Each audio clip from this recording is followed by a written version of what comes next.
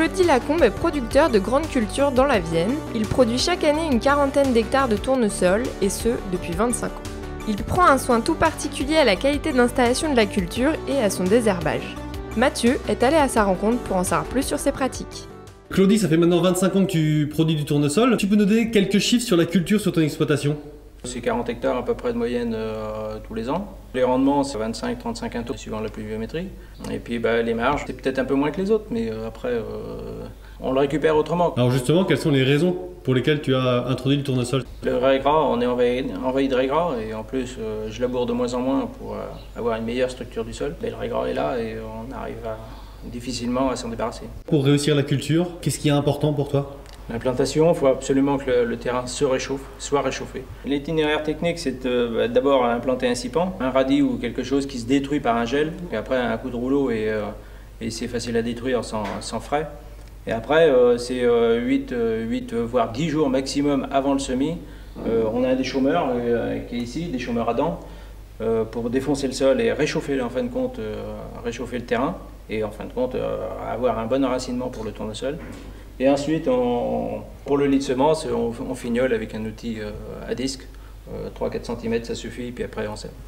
Ensuite, pour le semis, est-ce qu'il y a des choses qui sont essentielles aussi à la bonne réussite de la culture? Le réglage du semoir, c'est surtout la profondeur. Les densités restent toujours les mêmes. Pour avoir une levée très rapide, c'est par rapport à la pluviométrie qui va venir. Et si on a une pluviométrie qui ne va pas venir d'ici 10 jours, on enfonce la graine pour qu'elle reste dans le frais.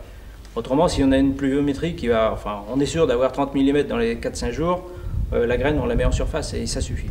Pour pas qu'elle se refroidisse de trop pour avoir une très très bonne levée. Et le choix de la variété? Le choix de la variété, c'est une variété qui va se développer très vite. Claudie, si on peut résumer l'objectif du semis?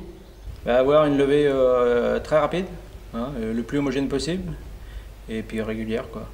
Quand la levée est rapide, les oiseaux n'ont pas le temps de manger partout.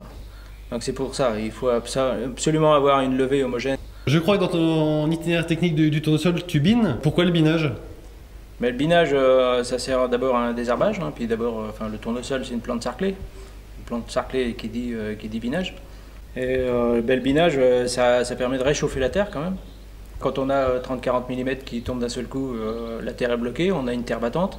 La moindre des choses, c'est de la relever pour la ressoulever pour qu'elle se réchauffe, pour que la plante se redéveloppe un peu mieux. Certes, le tournesol n'est pas toujours la culture la plus rentable sur l'exploitation de Claudie.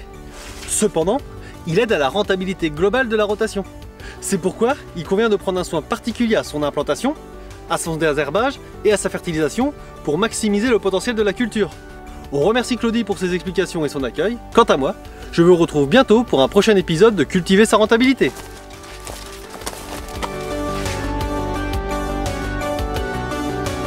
Ah bah là ouais, si elle reste là, ça va pas aller.